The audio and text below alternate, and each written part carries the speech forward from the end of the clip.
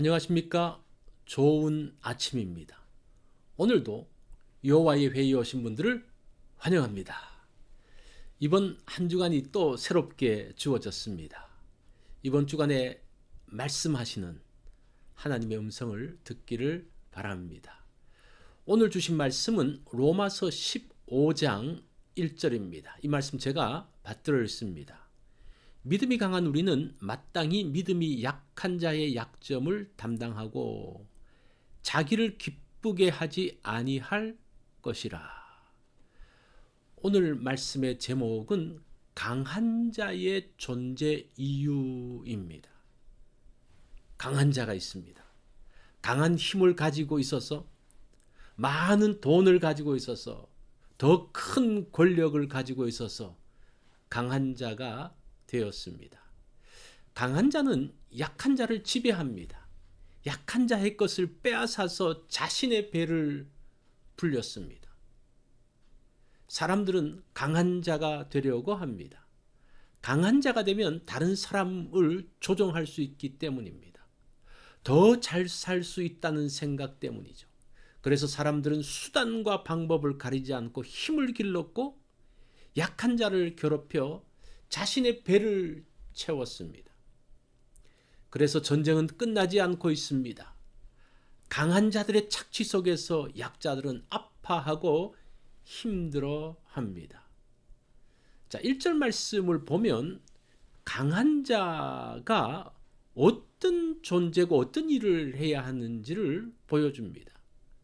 믿음이 강한 우리는 마땅히 믿음이 약한 자의 약점을 담당하고 자기를 기쁘게 하지 아니할 것이라. 성경도 강한 자를 인정합니다. 그러나 그 역할을 다르게 설명하고 있습니다. 강한 자는 약한 자의 약점을 담당해야 합니다. 그것을 위해서 하나님께서 강한 자를 만드셨습니다. 세상은 자신의 강한 힘을 가지고 자신의 필요를 채우고 자신의 즐거움을 만들어 갑니다. 그런데 성경은 강한 힘은 자신을 위해서 사용하는 것이 아니라고 합니다. 3절을 볼까요? 거기에 구체적인 예가 나옵니다. 그리스도께서도 자기를 기쁘게 하지 아니하셨나니. 그리스도께서는 아주 강한 분이십니다. 모든 것을 하실 수 있는 능력이 있습니다. 어떤 강한 세력도 무너뜨릴 수 있는 힘이 있습니다. 예수님은 돌을 가지고 떡을 만드실 수 있는 분입니다. 성전 꼭대기에서 안전하게 떼어 내릴 수 있습니다. 12영이나 더 되는 천사들을 동원해서 자신을 지키게 할 수 있습니다. 그런 강한 힘과 능력을 자기를 위해 사용하지 않았습니다. 예수님의 능력은 연약한 자를 위해 사용되었습니다. 병든 자를 고치시어 그들의 고통을 덜어주셨습니다. 배고픈 자들에게 오병이어의 기적을 일으키셨습니다. 십자가에 달려 죽으심으로 죄인들을 구원하셨습니다. 이것이 성경이 말하는 강한 자의 역할입니다. 성경의 강한 자와 세상의 강한 자의 역할이 다른 것은 그 소속이 다르기 때문입니다. 세상의 강한 자들은 자기에게 속해 있습니다. 성경의 강한 자들은 주님께 속해 있습니다. 2절 말씀을 볼까요?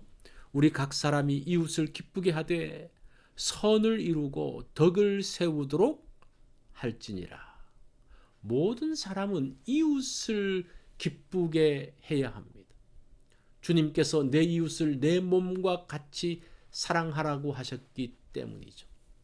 자신이 가진 힘으로 다른 사람을 기쁘게 해야 합니다. 덕을 세운다는 것은 집을 세운다라는 뜻입니다.